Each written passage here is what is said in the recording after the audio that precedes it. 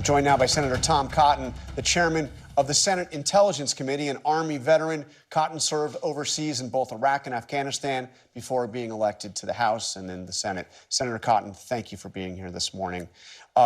You heard the president say this was a spectacular military success. He said obliterated is what has happened to the Iranian nuclear program. What is your sense? It sounded to me from Vice President Vance that it hasn't been thoroughly destroyed. Well, I think we heard from General Kane, the chairman of the Joint Chiefs of Staff, that obviously we have a few days left of battle damage assessment, but there's no doubt that because of the president's decisive action, we have severely damaged Iran's critical nuclear infrastructure, which is what the president has said he would do for 10 years if we thought Iran was getting close to a nuclear weapon. Remember, this is a regime in Iran that has terrorized Americans for 46 years. For 25 years, American presidents have worried about them getting a nuclear weapon, have said that they'd never be allowed to. Finally, President Trump has taken decisive action to ensure that they are not going to get nuclear weapons on his watch. So what should we be prepared for in terms of a response from Iran? As you said, that they've sponsored terrorism for nearly half a century. I mean, what should we be prepared for? I think we have to be prepared for Iran to retaliate. And I join the president in his warning to the supreme leader of Iran that if he targets Americans, the military force he will see will make last night look like child's play. We have troops in the region. Iran has targeted Americans around the world in Marine barracks in Beirut, in barracks in Saudi Arabia. They've targeted embassies of countries around the world. For all we know, they may have gotten sleeper cells into the country during Joe Biden's wide open border. So the threats are serious, and we take them seriously. President Trump has no higher priority, as do I, than the safety of the American people. And again, the supreme leader and the Ayatollahs in Iran need to understand that President Trump means business. They have a chance to sue for peace here, to dismantle whatever remnants of their nuclear program remain, and to continue to actually survive. Because we haven't targeted the supreme leader, we haven't targeted their energy infrastructure, we haven't targeted other critical infrastructure. That's an implicit message that Iran still has things that they hold dear that neither the United States nor Israel has struck. Iran needs to heed President Trump's warning.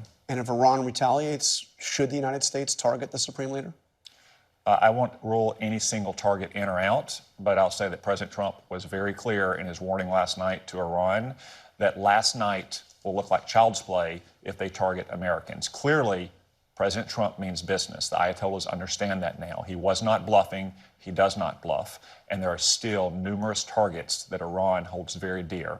They should not target Americans. But it sounds like what you're saying, and frankly what the president said last night, is that we may be on the beginning of this, not the end of it. Well, that's really up to Iran at this point. But given Iran's track record, I mean, it's hard to imagine they're suddenly going to come out and say, okay. In 2020, President Trump killed Iran's terrorist mastermind, Qasem Soleimani. Yeah. Iran did target one of our bases, but frankly, they telegraphed what they were going to do, and it led to minor concussive injuries. No Americans were killed. Likewise, in the 1980s, when Iran was targeting naval ships in the Persian Gulf, Ronald Reagan sank half of their navy. That did not lead to war. It led to peace, not just with their targeting of Americans, but actually the 8-year Iran-Iraq war. So my message to the supreme leader is look at the lessons of history.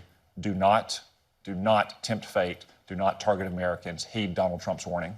Let me ask you the famous question Petraeus asked at the beginning of the Iraq war. How does this end? I mean, how does this end? I mean, we're going to have retaliation. How does it end? Well, it's really up to Iran to decide how it ends here. President Trump made clear last night he wants it to be the end of the matter. We have severely damaged their nuclear infrastructure. We have set back for a very long time their aspirations to get nuclear weapons that they can then use to threaten the United States and their friends around the world. So the ball is in Iran's court here. If they are willing to sue for peace and to give up their nuclear ambitions and to not target Americans, then that can be the end of it. Is ultimately the only way to be safe from the Iranian threat, in your view, because I've heard you talking about this for a decade now, is regime change? Does the regime have to go?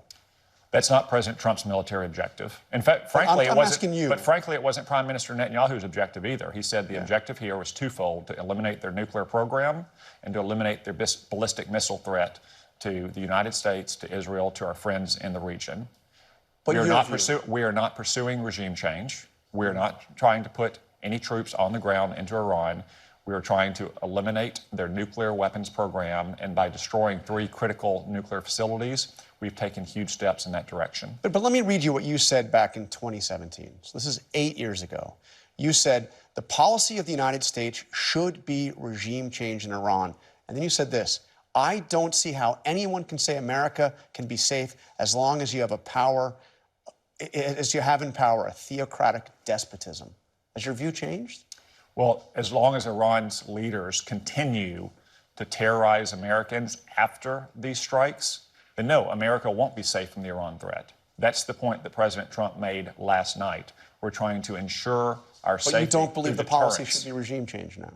We're not going to invade Iran. We're not going to try to topple their government or try to replace it with a new government. As Prime Minister Netanyahu said, the Iranian leaders are so hated by their own people and have so failed to deliver positive results for their own people that might be the end of this, but that's not the American policy, and frankly, it's not the Israeli policy either. It is to it is to destroy their nuclear program and to eliminate the missile threat to the United States and our friends. It's been a deeply unpopular regime in its own country for a long time. Senator Cotton, thank you very much for joining us. Thank you.